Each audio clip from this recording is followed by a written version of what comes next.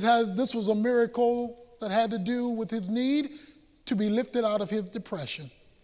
Depression is discouragement on steroids. It's discouragement that now has produced an ongoing level of gloom, an ongoing level of emotional pain. And when discouragement becomes depression, depression unresolved becomes despair. And when depression becomes despair, that ongoing discouragement that has led to depression, which now results in despair, produces a sense of hopelessness. That's our situation with Elijah. He's going to find himself where many of us have often found ourselves, in a black hole. He's going to find himself looking for a light at the end of the tunnel, only to discover it's the light of an oncoming train. Because his whole world is going to be turned upside down in a day. When we come to chapter 19, we find out what led to this emergency shift in his emotions. You see, he had an expectation, because when we finished chapter 18, he had told Ahab, cheer up, laugh, party, eat, and drink, because it's going to rain. And Ahab got in the chariot and made his way home. Elijah beat him home by running. Ahab had a controlling wife. He had a woman who was telling him what to do. He had a controlling wife, and this wife had taken over when it was Elijah's anticipation that Ahab was going to turn things around. Who he was married to. He was married to a lady named Jezebel, and Jezebel was running this show. Jezebel was calling this shot, and Jezebel was telling him, Elijah, you're a dead man. Jezebel is an evil threat that comes your way. It is something or someone who threatens your well-being, because she threatened by tomorrow this time you're going to be dead. So any threat in your life that comes your way that produces discouragement, depression, despair, or even, as we're going to see in a moment, a desire to die, is a Jezebel in your life. It's something or someone who threatens the stability of your mental well-being. So when a boss threatens you that he's going to fire you and it's not a legitimate reason, he's become Jezebel. When there's a person who threatens you or your stability, they are in fact being a Jezebel in your life. They are operating as the new Lord over your emotions. And the reason why they can operate as Lord over your emotions is because their threat gets into your head. And when their threat gets into your thought affects your feelings. You see, we are made up of three parts. We're made up of body, our physical being. We're made up of soul. Psychology is soul, the study of the soul. So we're made up of a personhood, and then we're made up spiritually. What you have to understand is all three of these are interconnected and interrelated. So as you'll see in a moment, if you feel bad physically, it affects how you're going to think psychologically, which may affect also how you function spiritually.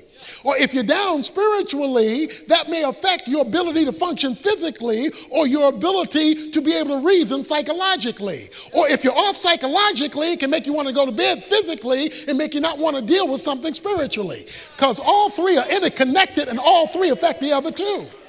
So it is understanding how these three connect with each other, and all three are in this story, that you will understand how to deal with that which controls the mind. Now let's understand, since emotions are part of the soul, how the soul relates to the thought, so that you can understand how to find God's work in that which discourages you emotionally. If your mind is wrong, your emotions are going to be wrong. If your mind is right, your emotions are going to be right. That's why a change in your mind will always change how you feel. He is now living under a threat. Jezebel, the evil one, has threatened his well-being and his life. And he's trying to figure out now, how is he going to face this? And this is overnight. His whole life has changed because somebody has gotten into his head. So what he does is he goes on another day's journey. The man had run 15 miles. Now he's going to go on a whole nother day's journey. He sits under the juniper tree, verse 4, and he requests for himself that he might die. It is enough now, O Lord, take my life, for I am not better than my fathers. He wants to die 24 hours after the biggest miracle he's seen. This is a fast, slippery slope. Okay, watch this now. Elijah is not a carnal Christian. Elijah is not an unspiritual person. He's been called a man of God. We just saw the hand of the Lord was on him. So guess what? It's possible for spiritual people to get depressed. So you can be spiritual and be down. You can be spiritual and be emotionally struggling through something. So don't automatically feel that your discouragement is due to your carnality. Now, if you are carnal and if you are spiritual, then it could very well be related to that.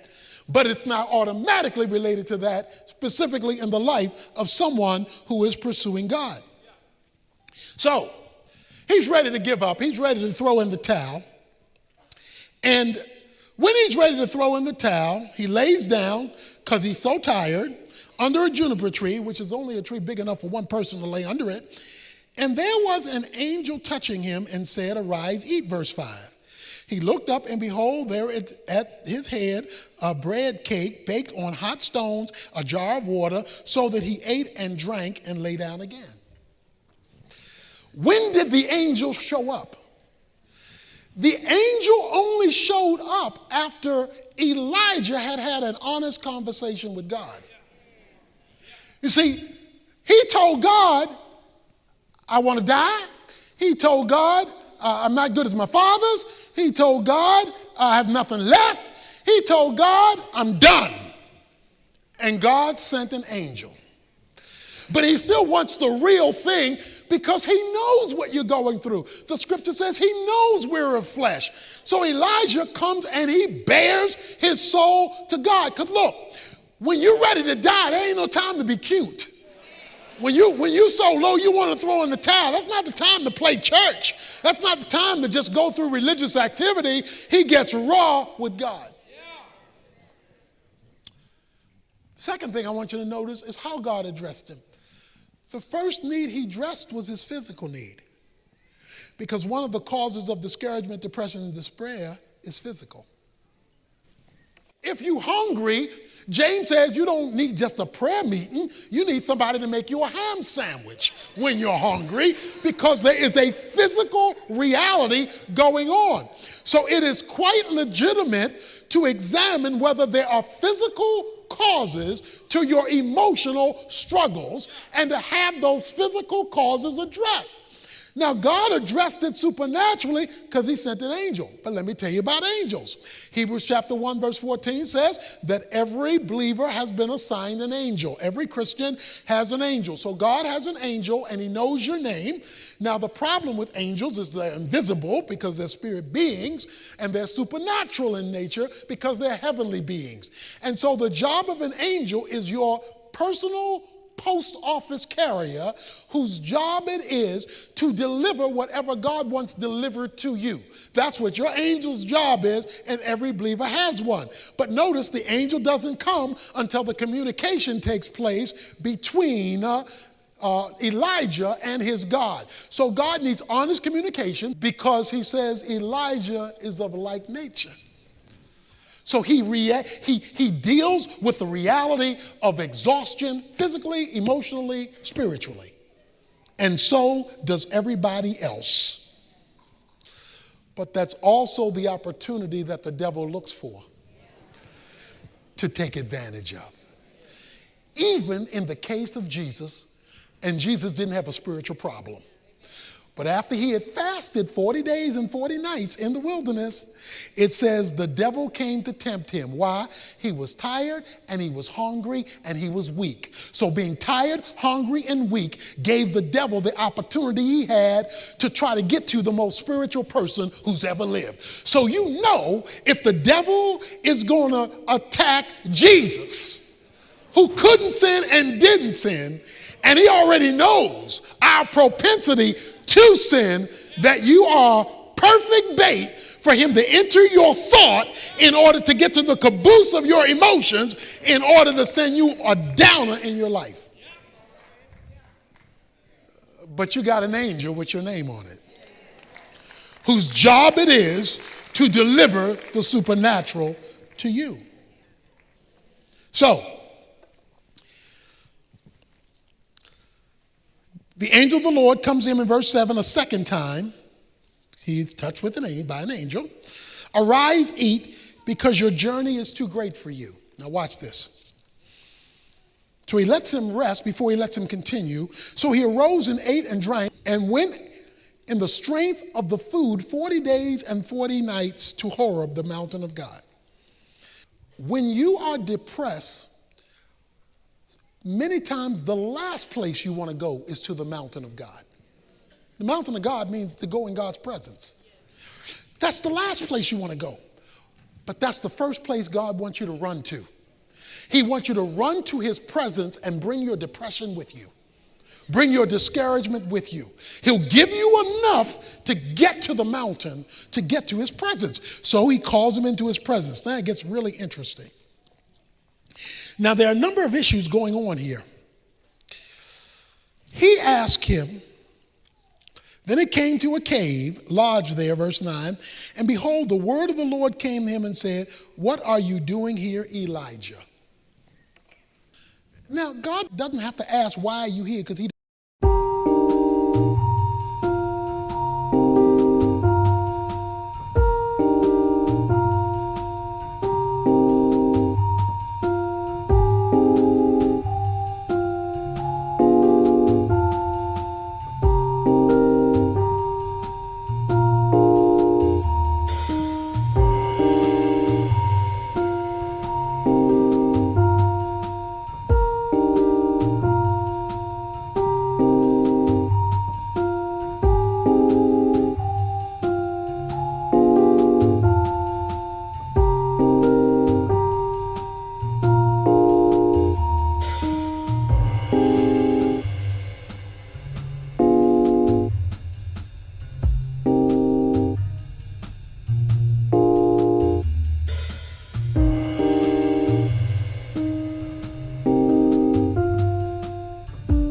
doesn't know, because he knows why you're here. He knows that you've been frustrated. In fact, he just fed you.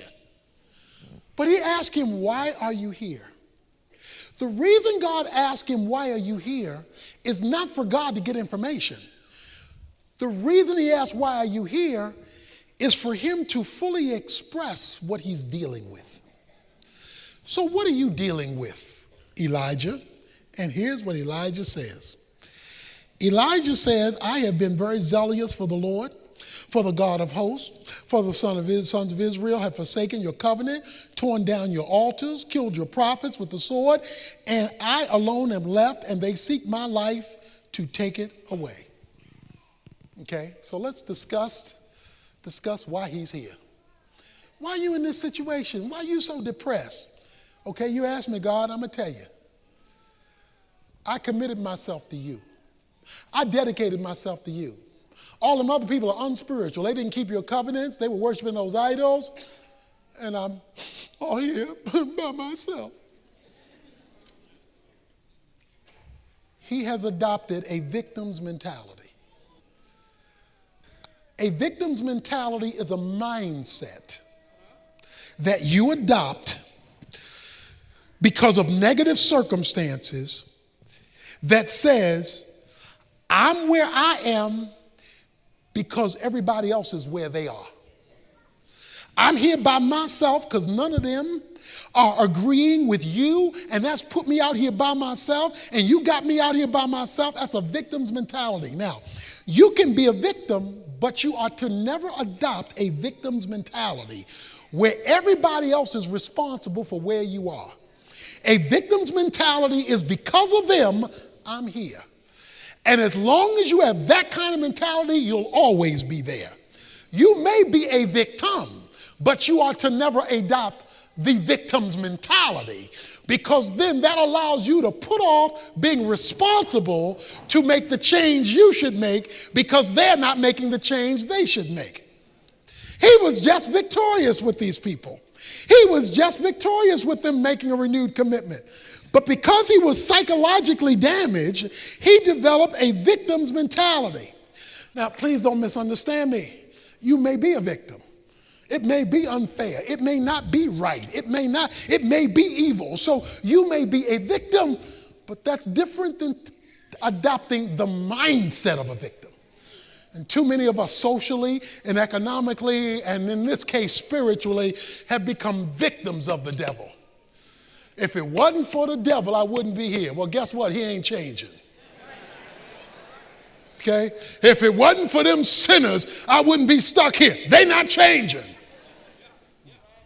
If it wasn't for this situation, I wouldn't be here. Okay, that may be true, but they may never change. So what are you going to do? So come, tell me why you're here, but don't expect me to just pat you on the back and feel sorry for you, because the thing that brought you here may never change. And many of us block the supernatural because we become comfortable as victims. Many of us have gotten stuck in our station in life. This is a racial issue, it's a social issue, it's a class issue, and in this case, most importantly, it's a spiritual issue. Elijah was wrong. He says, I'm a victim and I'm all by myself. Okay. So God says, go forth and stand on the mountain before the Lord. And behold, the Lord passed by, and it was a great wind, rending the mountain and breaking it into pieces, the rocks before the Lord. But the Lord was not in the wind. There was an earthquake, but the Lord was not in the earthquake. Verse 12, he said there was a fire, but the Lord was not in the fire. But after the fire, the sound of a gentle blowing. When Elijah heard it, he wrapped his face in the mantle and went out and stood in the entrance of the cave. And behold, a voice came to him and said, what are you doing here, Elijah? He said in verse 14, he says it again, I'm very jealous for the Lord, but the people have forsaken you. I alone am left. They seek to take my life.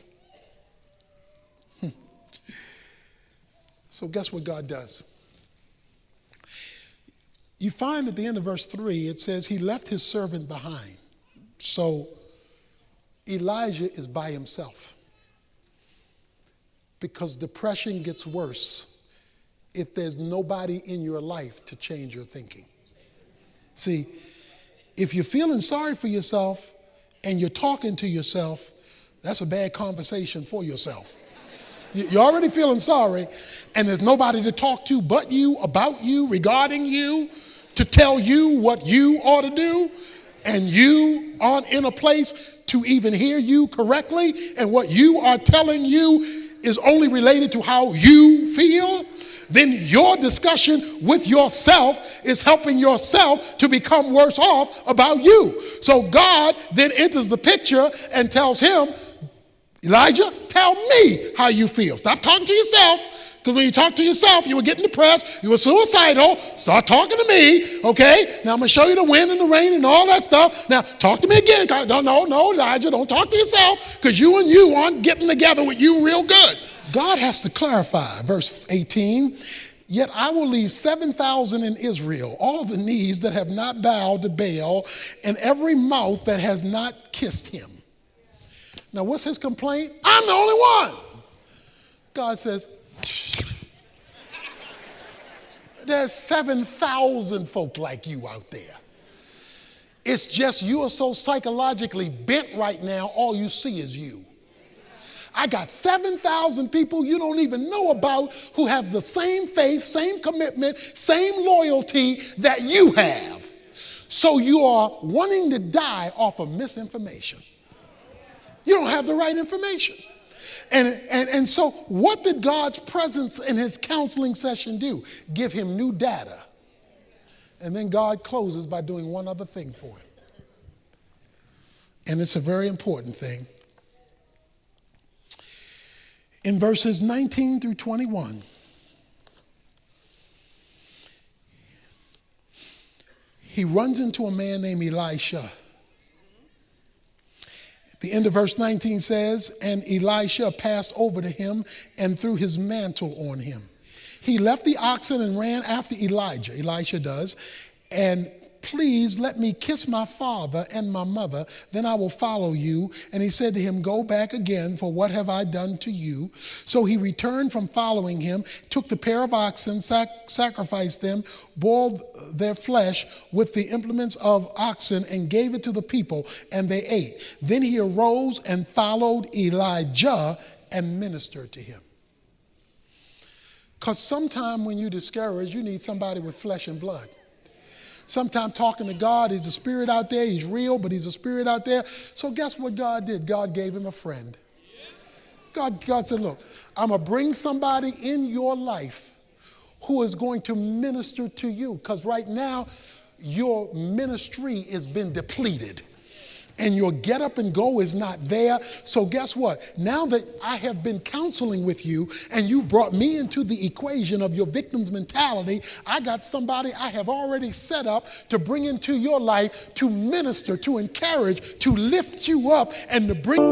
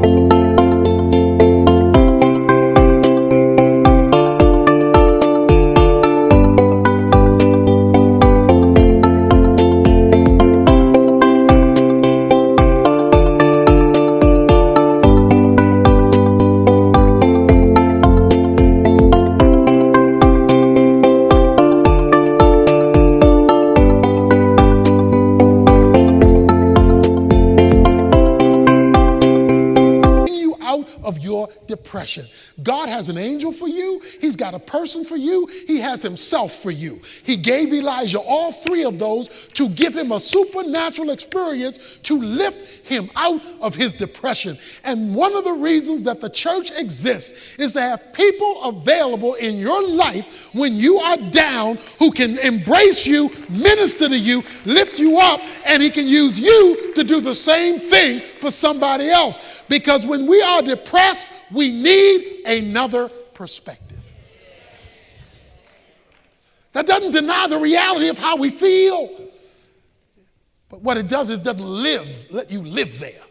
Some of us are being destroyed by Satan. You need somebody who can whisper about the power of God in your life. Somebody is being intimidated by Jezebel, and you need to know from somebody who can see outside of you that greater is he that is in you than Jezebel who is threatening you. You need to be lifted out of your discouragement through honesty with God, through taking care of yourself physically in order to get the rest you need or the help you need, and to have somebody in your life who loves you enough and God enough to hook the two together. When that takes place, you may still get discouraged, but God will lift you out of it, because even godly people